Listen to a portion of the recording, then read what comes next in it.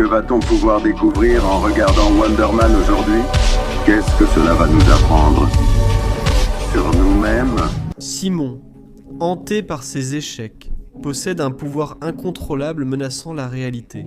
Le mandarin, cauchemar d'Iron Man, le guide sur un chemin familier. La ville est en ruine, causée par un possible méchant ignorant son destin. Pourra-t-il contrôler ses pouvoirs, ou deviendra-t-il une menace pour nous tous? Je parle de la série Wonder Man. Mais avant de commencer, merci aux membres du Club Elite N-Minutos pour rendre chaque vidéo possible. Clique sur « Rejoindre » pour intégrer cette famille. L'histoire débute par des images d'une émission des années 80. Wonder Man combat des extraterrestres hostiles qui lui tirent dessus sans cesse avec leurs armes à rayons. Alors que le combat culmine, la caméra recule et révèle qu'il se déroule dans un cinéma. Nous rencontrons le jeune Simon, qui regarde le film avec son père et connaît chaque réplique par cœur. Il est évident que c'est un fan inconditionnel de Wonder Man, son super-héros préféré depuis toujours. Après ce moment attendrissant, nous faisons un bond dans le futur. Simon est désormais adulte avec des problèmes liés à son âge. Il possède un CV à moitié rédigé et n'a aucune chance de trouver un emploi décent. En fait, il a modifié son parcours professionnel tellement de fois qu'il ne sait même plus quelle est sa meilleure qualité. Il se sent perdu et tente chaque jour de se motiver dans son cubicule hors scène. Ce matin-là, on lui demande une scène avec Ashley, grande star actuelle.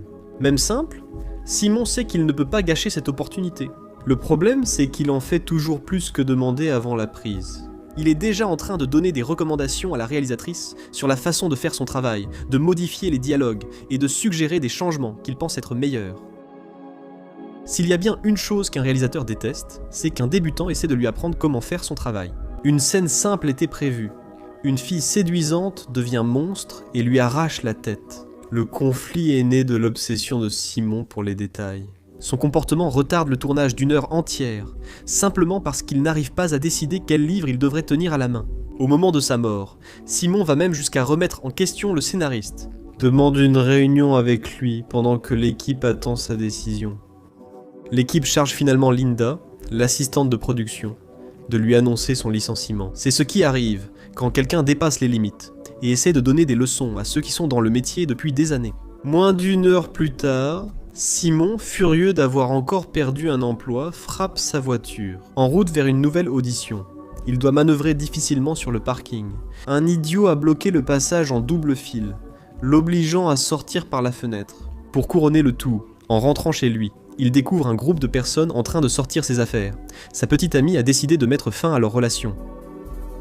Viviane en a assez d'être la seule à s'investir dans la relation pendant qu'il reste absent. Simon se concentre toujours sur ses projets, qui échouent invariablement dès qu'elle part. Simon quitte la maison pour se réfugier dans un film et se vider l'esprit, le cinéma est toute sa vie. Dès le début de la séance, un individu 3 rangées devant refuse de raccrocher son téléphone et rit fort. Simon s'approche pour lui demander de ranger son appareil. Il découvre alors que l'homme est Trevor, qui jouait le mandarin dans Iron Man.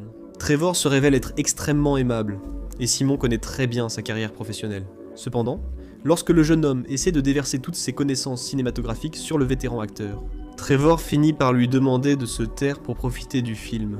Tous deux, partageant un profond respect pour le 7e art, restent silencieux jusqu'à la fin de la projection. À la fin, seuls eux deux restent, les autres spectateurs étant partis à la moitié du film. Trevor se lève pour partir, Simon le suit pour tenter de se lier d'amitié avec un plus expérimenté. Finalement, il l'interroge sur la grande audition mentionnée par Trevor au téléphone avant la séance.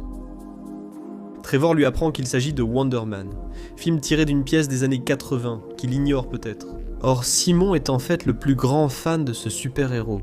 En sachant que Kovac, réalisateur prestigieux, dirigera le projet, il devient obsédé par le lieu des auditions. Il va d'abord chez son agent, interrompt une réunion et le supplie de lui donner une chance. Cependant, Janelle n'est pas d'humeur. Elle a déjà appris qu'il n'est même pas capable de jouer un cadavre. Elle sait qu'il a été renvoyé ce matin et sa patience s'épuise face à son attitude arrogante. C'est le seul de ses clients à se croire réalisateur, producteur et expert en tout, sauf pour rester immobile et faire le mort. Janelle lui reproche que la réalisatrice n'avait pas besoin de connaître les détails techniques sur le sang des loups-garous. La consigne était simplement de mourir avant de partir. Et elle lui promet de trouver quelque chose de nouveau le lendemain pour leur anniversaire afin de ne pas lui gâcher le moral. Cependant, À peine est-elle sortie du bureau. Simon vérifie l'ordinateur de Janelle et obtient l'adresse des auditions pour Wonder Man. Il décide de se présenter malgré les avertissements. Utilisant son intelligence à mauvais escient, Simon se fait passer pour l'assistant de Janelle.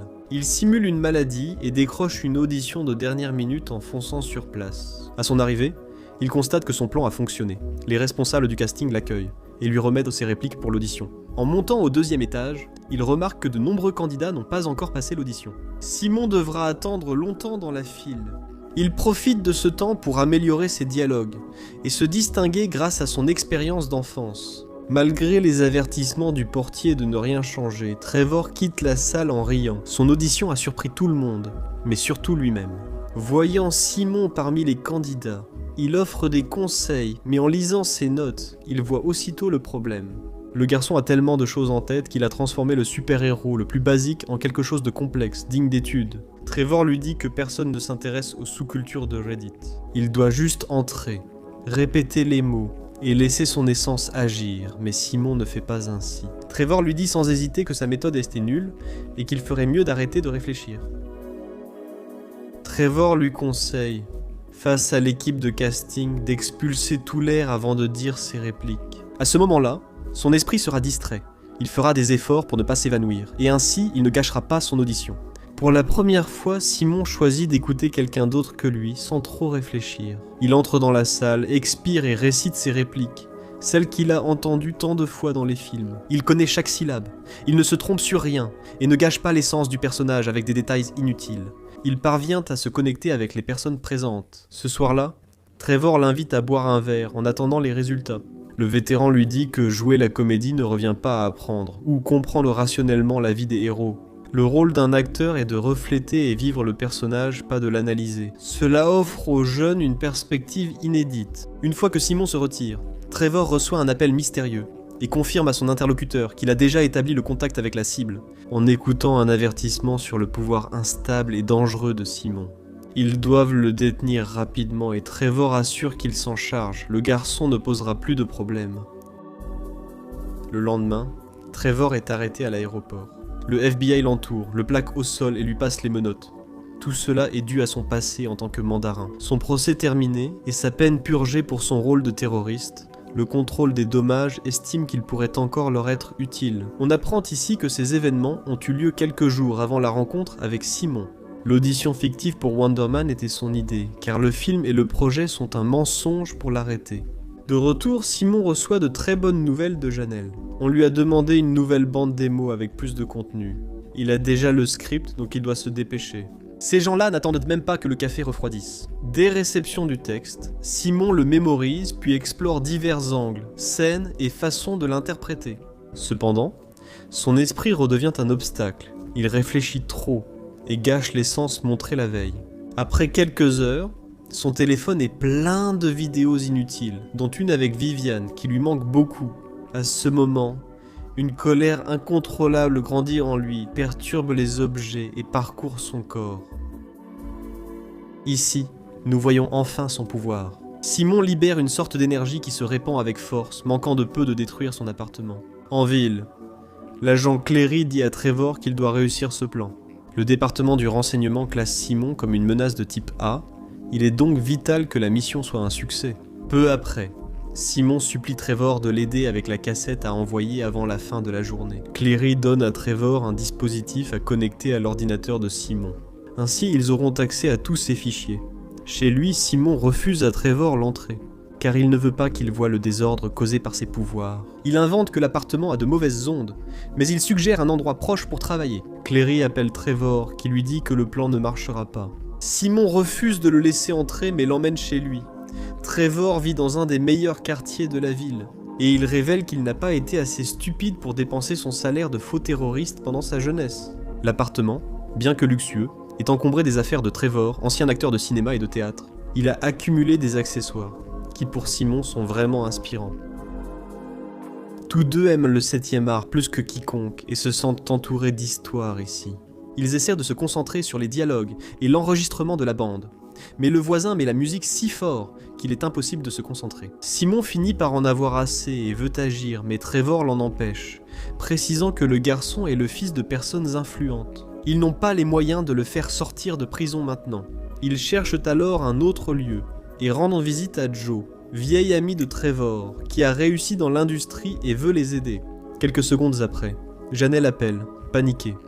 L'audition enregistrée aurait déjà dû arriver. Elle lui reproche d'être entrée sans permission dans son ordinateur et d'agir en diva. Elle doit s'arrêter, sinon elle changera d'agente. Peu après, Joe lui conseille aussi d'être sincère et de vivre le personnage.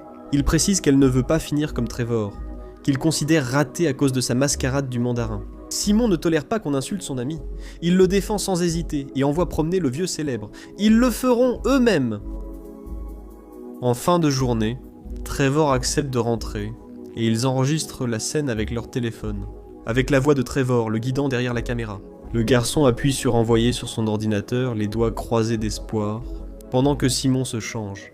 Trevor remplit sa part du plan et place la bague sur l'ordinateur. Le dispositif accède au fichier et transfère tout à Cleary. Quelques secondes après, Trevor voit un drap sur le mur, cachant des fissures et tente de découvrir ce qu'il dissimule. En retirant le drap, il découvre un grave dommage structurel, mais décide de minimiser la situation. Il dit à Simon d'appeler le propriétaire et propose de commander une pizza pour fêter. Simon rit, soulagé par ce geste. Dans la scène suivante, un flashback montre quand ils ont emmené Simon à l'hôpital après un incendie. La docteure leur annonce que l'enfant va très bien, sans blessure, juste sale. Aucune raison de s'inquiéter. De retour au présent, le secrétaire à la défense Ayer présente au conseil la nouvelle prison de haute sécurité pour les criminels les plus puissants. Mais ils font face à un problème. Il n'y a pas de prisonniers, et le budget sera bientôt annulé. Voilà pourquoi Cleary veut tant capturer Simon. Le jeune homme n'a rien fait, mais son potentiel de menace suffit à sauver le poste au gouvernement. L'après-midi, l'agent contacte Trevor pour une nouvelle mission. Simon va à l'anniversaire de sa mère et veut que Trevor s'invite pour obtenir des preuves. Le garçon a provoqué l'incendie de sa maison à 13 ans. Il reçoit un micro et part en mission. Chez lui, Simon est nerveux, sans nouvelles du rôle. Janelle lui demande d'arrêter d'appeler, car il la rend folle. Elle lui assure que dès qu'elle saura quelque chose, il le saura aussi. De retour chez lui, Trevor entame une conversation sincère sur le théâtre avec lui. Lorsque Simon mentionne qu'il doit partir pour l'anniversaire de sa mère, Trevor fait exactement ce qu'on lui a demandé. Il s'invite à la fête. Le garçon trop gentil accepte. Simon lui demande seulement de garder le secret sur le film. Sa famille s'y croit qu'il travaille à Hollywood. Alors il le supplie de maintenir la mascarade. En arrivant à la maison, sa mère est ravie de le voir. Trevor lui offre des fleurs et gagne sa sympathie. Elle les emmène à la cuisine et leur montre fièrement le cadeau de son fils Eric, une rénovation complète de la pièce. Ce sujet de la nouvelle cuisine est parfait pour que Trevor pose quelques questions sur ce qui est arrivé à l'ancienne. La famille lui parle de l'incendie, même s'il n'entre pas trop dans les détails. Cependant, Eric mentionne que Simon était seul lorsque cela s'est produit et que, selon sa version, il ne savait tout simplement pas utiliser la cuisinière. La conversation s'arrête peu après, lorsque les invités commencent à arriver. Trevor s'informe sur le passé du garçon et remarque l'admiration générale pour Eric. L'entrepreneur à succès paie les factures, mais pour Simon, personne ne sait vraiment qui il est. C'était le garçon étrange et mystérieux que peu fréquentait. Au déjeuner, Eric tente de raisonner son frère. Il lui dit d'arrêter de rêver de célébrité à Hollywood, car après 8 ans, il ne l'a pas vu une seule fois à la télévision, et encore moins sur grand écran. Il rentre chez lui avec un vieux terroriste qui interroge trop sa famille, tout en faisant semblant que tout va bien. Trevor profite de la dispute familiale pour fouiller la maison en allant aux toilettes, mais ne trouve rien d'utile. En fin de soirée, il se retrouve seul avec la mère de Simon pendant qu'elle fait la vaisselle. Trevor comprend qu'en restant silencieux, il peut obtenir quelque chose de précieux. La mère de Simon lui avoue que depuis l'incendie, son fils n'a jamais été le même. Et elle sait que ce n'était pas un accident. Elle coupait toujours le gaz avant de sortir. Elle ignore ce qui s'est passé, mais sait que son fils est spécial. Simon offre son cadeau avant de partir, ce qui émeut tellement qu'Eric devient jaloux. Il lui reproche les milliers dépensés pour la rénovation. Mais Simon arrive, et elle oublie tout. La dispute reprend. Eric veut que son frère travaille pour lui, mais il refuse. La tension monte quand Eric le traite de raté et lui reproche de mentir sur sa réussite. Ces paroles irritent Simon, au point que ses yeux deviennent violets, et que tout autour de lui commence à trembler. D'un geste, le garçon détruit la nouvelle île de sa mère, la réduisant en décombres, comme si sa famille connaissait déjà cela. Il lui demande simplement de partir et de ne pas revenir. En route, Simon avoue à Trevor qu'il ignore ce qu'il a, mais cela lui arrive sous pression. Trevor essaie de comprendre, mais il a du mal après ce qu'il a vu. Simon le supplie de garder son secret. Il ne veut pas finir comme de Mark Portero Davis. Trevor promet de se taire et sort de la voiture, prétextant une envie d'uriner. Seul, Trevor retire puis détruit complètement la mémoire du micro. En retournant à la voiture, Simon lui dit que Janelle a une nouvelle importante. Ils ont eu une deuxième audition pour Wonder Man. Un peu plus tard, la narration nous transporte dans un flashback dans un bar où The Mark travaillait. Il était apprécié de beaucoup et côtoyait souvent des acteurs célèbres, bien qu'il ne soit qu'un simple portier. Ce soir-là, sa patronne lui a demandé s'il était heureux dans son travail. À Hollywood, personne ne reste portier aussi longtemps, car tout le monde aspire à devenir acteur ou quelque chose de plus. The Mark a assuré être heureux, alors elle a proposé une promotion avant de lui demander de sortir les poubelles. The Mark est sorti dans la ruelle, a jeté le sac dans la benne et a remarqué une étrange viscosité au sol. En cherchant à comprendre, il a été entraîné dans un lieu mystérieux rempli de portes. Là, il a eu la peur de sa vie. Mais quelques secondes plus tard, il s'est réveillé dans son appartement. Il a tenté d'enlacer son chien, mais l'animal l'a traversé comme un fantôme. Quelques secondes plus tard, The Mark a vu que son animal était tombé à l'étage en dessous et a traversé la structure pour le sauver. Après avoir effrayé sa voisine, il est parti avec son chien. Cet après-midi, il est revenu dans la ruelle, mais sans trouver le conteneur ni la viscosité. Il a commencé à travailler comme d'habitude. Ce soir-là, un événement spécial était célébré, mais au milieu de la fête, un incendie s'est déclaré. Mark a tout fait pour ouvrir la porte et évacuer les gens, mais dans un moment de forte tension, il a traversé la structure métallique comme par magie. À cet instant, il comprit qu'il pouvait les sauver, traversa la porte encore, mais s'arrêta au milieu. Il demanda alors aux présents de passer à travers lui, pour que tous quittent l'enceinte en sécurité. Les invités traversèrent sa poitrine un à un, franchissant la porte et sauvant leur vie. Dans un monde où les super-pouvoirs ne sont plus impressionnants, le sien est sans doute le plus dégoûtant. Cette nuit-là, il a sauvé de nombreuses personnes et Josh, l'artiste de l'événement, l'a remercié en lui proposant un emploi. The Mark est devenu son maître de l'évasion. Josh, très célèbre, devait sans cesse fuir les paparazzis. The Mark intervenait alors et, grâce à son talent, devenait la clé pour sortir des situations difficiles. Après quelques années de collaboration, Josh a voulu lui offrir une nouvelle opportunité. Ami, il lui a offert un rôle de voleur dans son film avec la phrase « Ding dong, fils de pute ». En moins d'un an, The Mark est devenu célèbre, mais comme un bouffon mêlé d'affaires qui ne le concernait pas comme un acteur respecté. Au début, c'était amusant, mais la situation l'a changé. Il dépensait sans compter, mais n'était plus heureux. Avec le temps, il a été invité à une émission pour s'en moquer, et sa gloire a vite disparu. Son agent a cherché plus de rôles, mais les factures se sont accumulées, et il a commencé à tout perdre. Quand il n'avait plus d'argent, il est allé voir Josh, qui lui a proposé de faire la suite du film qu'il avait rendu célèbre. Cependant, lors d'une scène, les pouvoirs de The Mark ont échoué. Josh était censé le traverser, mais cela n'est jamais arrivé. Josh a disparu et le monde entier a accusé The Mark. Le contrôle des dommages a placé The Mark sous enquête et la clause du gardien a été créée, laquelle interdit à toute personne ayant des pouvoirs de travailler dans un film. Toute infraction à cette règle conduit en prison sans appel. Après la nouvelle loi, Simon a dû mentir pour trouver du travail. Il a maintenant l'occasion de réaliser quelque chose de grand avec ce rôle. Il ignore que son nouvel ami est sous pression pour le trahir. Au même moment, Clary perd patience. Trevor ne lui parle pas, et Heyer choisit qui sera licencié ou gardera son poste. Au bar, des voyous viennent chercher Trevor et abordent les protagonistes. Il s'avère qu'il a un passé trouble avec la drogue, des substances dont il a profité sans limite, mais qu'il a oublié de payer. Ensuite, il s'est enfui, mais à son retour en ville, il doit régler ses dettes. Les hommes de main préviennent Simon. S'il intervient, il sera blessé. Il précise qu'il vise seulement Trevor. Mais quand l'individu sort une arme pour tuer son ami, Simon réagit. Il canalise son énergie, projette un agresseur contre un mur et attaque les autres avec une force surhumaine. Chaque coup, chargé d'énergie, les projette au loin et leur brise les os. Il a accompli un exploit.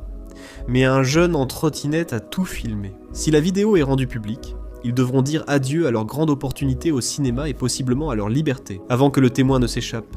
Ils montent en voiture pour le rattraper, mais la circulation est dense. Simon monte sur le trottoir pour attraper le garçon insaisissable. À ce moment, Trevor reçoit un email contenant le script pour l'audition. Le texte précise que Barnabé, seul ami de Wonder Man, le trahit finalement. Simon, stupéfait, stoppe soudain la voiture pour vérifier de ses yeux. Par chance, le jeune homme ne s'enfuit pas et les attend à un coin de rue, comme s'il voulait les attirer à un endroit précis. Le jeune homme rejoint un club où Simon ne peut lui nuire et propose un marché. La proposition est simple, on a volé la moto du garçon et il veut que Simon utilise ses compétences pour la récupérer. En échange, il effacera la vidéo. Simon élabore un plan.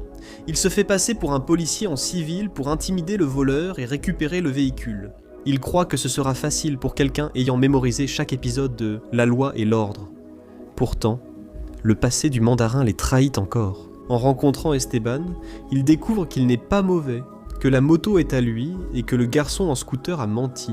Dehors, les voyous de la veille réapparaissent armés, prennent Jaden en otage et menacent de le tuer, si Trevor n'affronte pas la situation. À ce moment critique, Trevor demande la caméra à Jaden qui la lui passe par la boîte aux lettres.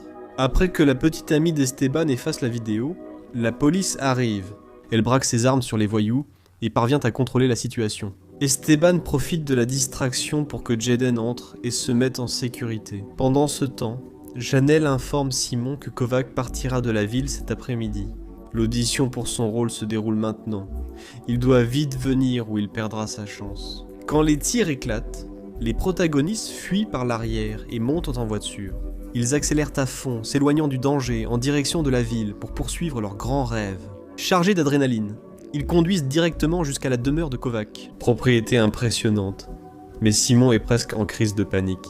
Là-bas, ils rejoignent les autres acteurs de la deuxième audition, dont certains très talentueux, ayant joué dans de grandes productions. Kovac partage sa vision et leur demande d'oublier le script. Il les analysera séparément, leur demandant d'improviser dans des scènes compliquées et émotionnelles. C'est la spécialité de Trevor, qui s'en sort très bien. Quand c'est au tour de Simon d'impressionner le réalisateur, il gâche tout. Kovac lui-même lui précise que ce n'est pas exactement ce qu'il recherche, mais qu'il ne prendra pas encore sa décision définitive. Simon reste en compétition. Kovac demande à un autre acteur de simuler une conversation téléphonique avec Simon, en ciblant un aspect de son passé qui le mettrait en difficulté. Richard prend son rôle si au sérieux qu'il aborde un sujet très sensible pour lui. La conversation s'intensifie vite, Richard le nomme phénomène, restant dans son rôle. Cependant, chaque mot frappe si fort le passé de Simon qu'il ne peut le supporter. Soudain, sa main s'emplit d'énergie, et Simon frappe si fort qu'il transperce le crâne de l'autre acteur. Tous paniquent devant la scène sanglante, sauf Simon qui reste immobile, incapable de croire ce qu'il a fait. Heureusement, c'était juste un cauchemar. Le garçon s'était endormi dans un fauteuil après cette nuit de terreur. Heureusement, personne n'est mort. Trevor s'approche pour l'encourager, lui disant qu'il peut réussir s'il oublie tout et reste lui-même.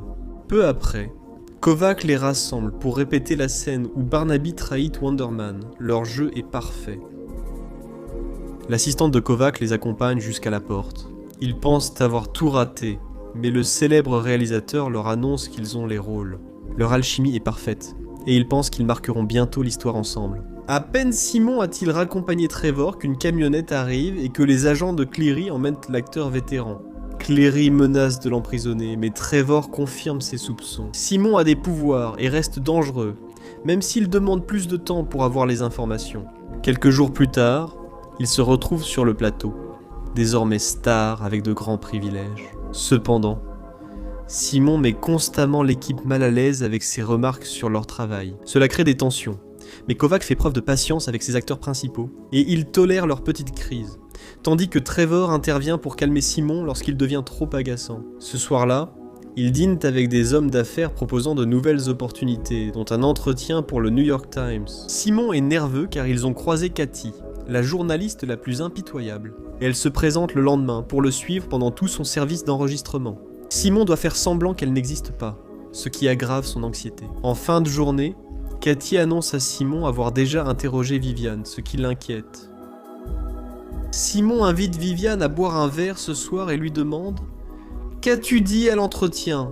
Il fait semblant de ne pas s'y intéresser pendant quelques minutes, mais Viviane n'a pas de temps à perdre avec des jeux. Elle lui avoue qu'elle n'a rien révélé sur son secret et qu'il peut être tranquille. Quand Cathy revient, elle se concentre sur Trevor et révèle à Simon une vérité dévastatrice. Son ami arrêté par le FBI, a été libéré dès le lendemain. Ils ont aussi la vidéo de l'altercation. Après l'entretien, Trevor avoue à Simon qu'on l'a forcé à l'espionner et que le projet est une imposture. Même sa grande opportunité au cinéma en fait partie. Simon quitte le plateau, furieux. Alors qu'il marche, le sol tremble violemment, puis libère une onde d'énergie qui réduit le plateau en décombres. Trevor arrive, mais Simon est introuvable. Le contrôle des dégâts sécurise aussitôt la zone.